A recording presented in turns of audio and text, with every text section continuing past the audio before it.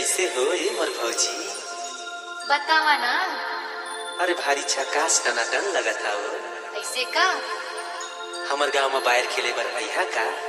ले चला आए जब। अच्छा तो अइहा ना?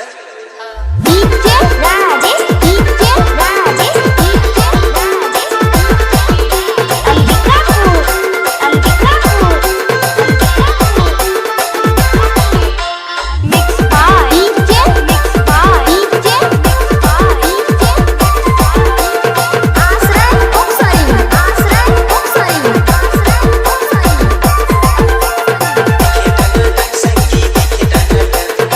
कोरबा के भौजी संगीत के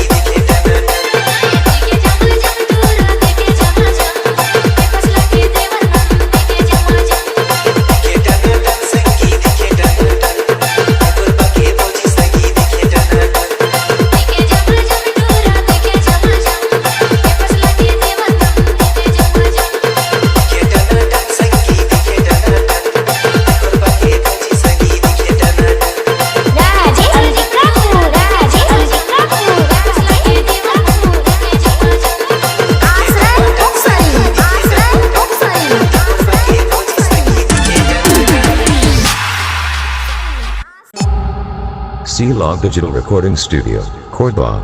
Contact number 9907119215.